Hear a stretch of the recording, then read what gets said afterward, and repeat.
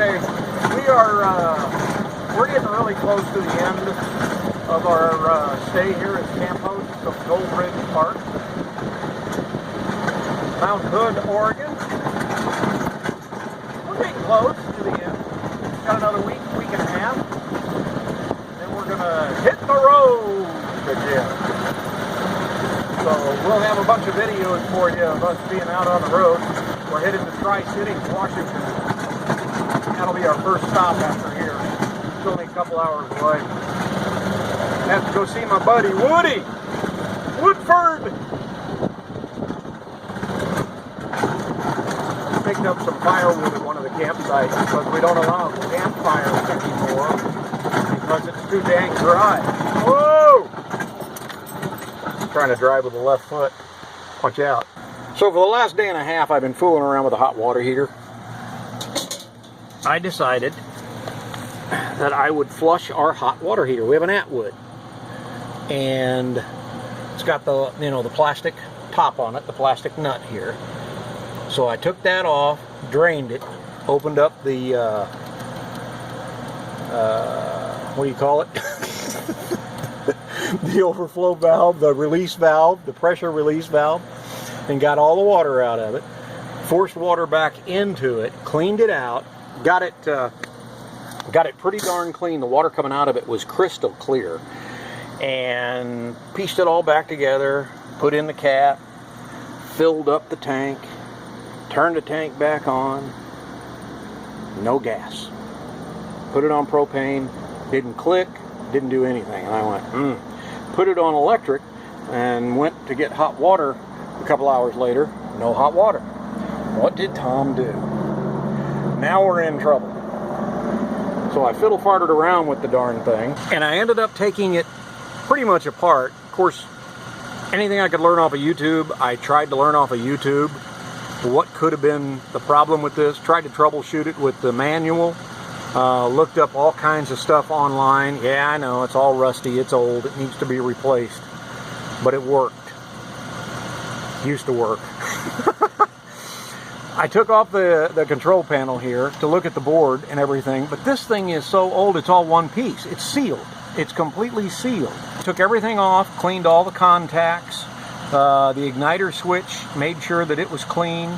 I cleaned all of these. I checked the, it's not a bypass, what do you call this?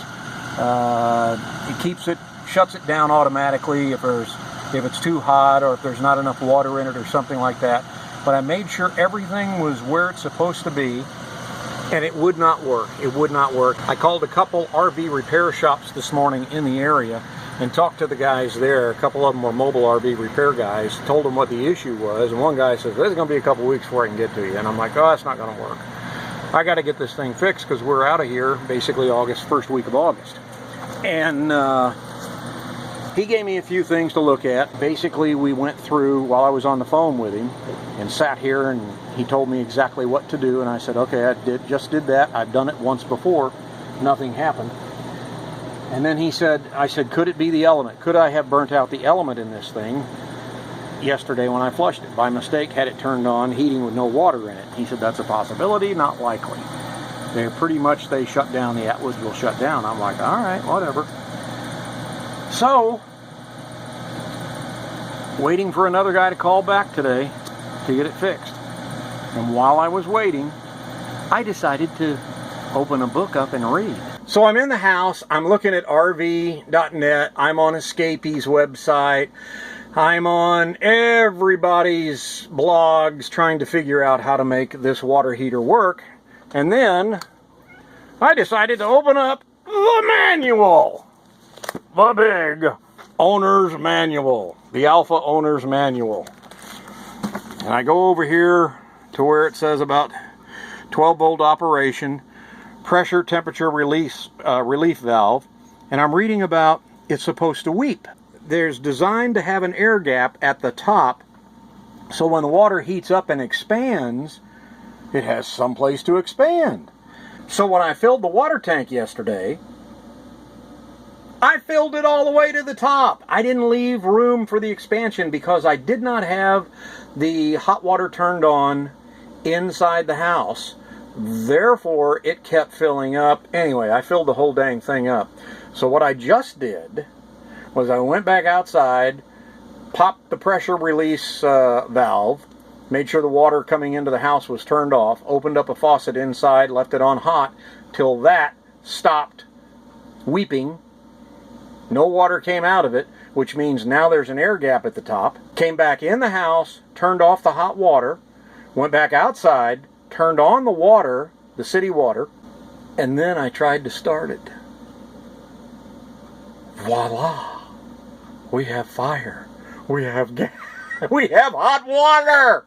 You know, it's amazing what books do when you actually open them up and read. And then start thinking about what you just read. And figure it out. And you end up fixing it yourself. What's wrong with that? Nothing. Hi, camp host Lori. Hi. Yes, dear. How may I help you? That light is very bright. Do you realize that? What you doing? Oh no, you're doing it again. Oh, don't do this. Don't do this. Hey, we're on our last week of camp hosting. Yes, we are. At least at this location. Yes, we are. We have new camp hosts that have arrived. Yes, they did yesterday. We'll be here for a week, 5 days. And then we're on the road again. On the road again. Stop! Don't